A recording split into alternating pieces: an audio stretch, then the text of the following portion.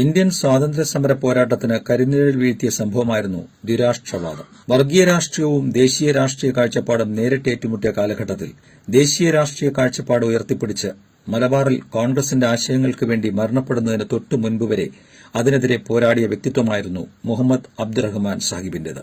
അതിന് തുല്യമായി ചൂണ്ടിക്കാണിക്കാൻ ഐക്യകേരളത്തിന് കഴിയുന്ന പേരാണ് ഇന്ന് രാഷ്ട്രീയ കേരളം ചർച്ച ചെയ്യുന്ന നിലമ്പൂർ മണ്ഡലത്തിലെ യഥാർത്ഥ സുൽത്താന്റേത്. അത് മറ്റാരുമല്ല, ആദരണീയനായ കോൺഗ്രസ് നേതാവ് ആര്യാടൻ മുഹമ്മദാണ് എന്നതാണ് യാഥാർത്ഥ്യം. ഒരു കാലത്ത് മുസ്ലിം ലീഗ് വർഗീയ പാർട്ടിയാണ് എന്ന് CPM ശക്തമായ നിലപാടെടുത്തപ്പോഴും പിന്നീട് അതിൽ വെള്ളം ചേർത്തപ്പോഴും ആര്യാടൻ എന്ന കേരള രാഷ്ട്രീയത്തിലെ അതികായൻ തന്റെ നിലപാട് മാറ്റിയില്ല.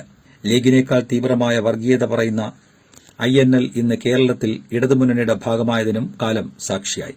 മലപ്പുറത്തുകാരനായ EMS നമ്പൂതിരിപ്പാട് പേരിട്ട് അനുഗ്രഹിച്ച് ആശംസിച്ച മുസ്ലിം ഇല്ലാത്ത ലീഗ് എന്താണ് എന്ന് അറിയുന്നവർ ഇന്ന് CPMലും മുന്നണിയിലും ഉണ്ട് എന്നതും മറ്റൊരു യാഥാർത്ഥ്യം.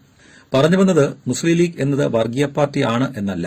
കേരളത്തിന്റെ മതേതരത്വം തകരാതെ കാത്തുസൂക്ഷിച്ച പാർട്ടിയാണ് അന്നും ഇന്നും കോൺഗ്രസ് നേതൃത്വം നൽകുന്ന UDFന്റെ ഭാഗമായ ലീഗ്.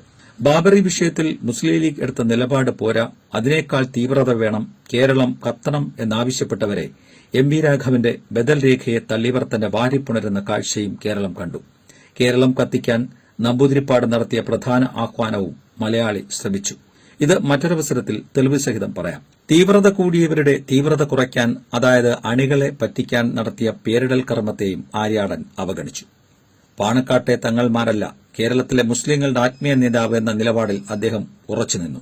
മലപ്പുറം പോലെ ലീഗിന് അപ്രമാധിപത്യമുള്ള ജില്ലയിൽ തന്റെ രാഷ്ട്രീയ ഭാവിക്ക് വിലങ്ങുതടിയാവും എന്നറിഞ്ഞുകൊണ്ട് ഒരു നിലപാട് സ്വീകരിക്കുക, അതും സ്വാതന്ത്ര്യാനന്തര ഭാരതത്തിലെ ഒരു കോൺഗ്രസുകാരൻ, അതായിരുന്നു ശരിക്കും ആര്യാടൻ. അത് സാക്ഷാൽ മുഹമ്മദ് അബ്ദുറഹ്മാൻ കഴിഞ്ഞാൽ അവകാശപ്പെടാൻ കഴിയുന്ന ഒരേ ഒരു പേരുകാരൻ.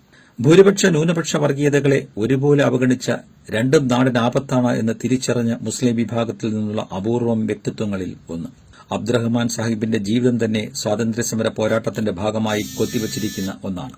ബ്രിട്ടീഷ് സാമ്രാജ്യത്വത്തിനെതിരെ നടത്തിയ ധീരോദാത്തമായ ഇടപെടലുകളും വൈക്കം സത്യാഗ്രഹ സമരഭൂവിൽ നടത്തിയ പോരാട്ടങ്ങളും സാഹിബിന്റെ ഉദാത്തമായ മനുഷ്യസ്നേഹത്തിന്റെ സ്പന്ദിക്കുന്ന ചരിത്ര സത്യങ്ങളാണ്.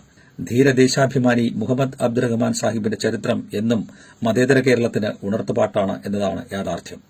അത് ഐക്യകേരളത്തിൽ പിന്തുടർന്ന ഒരേയൊരു നേതാവായിരുന്നു ആര്യാടൻ മുഹമ്മദ്.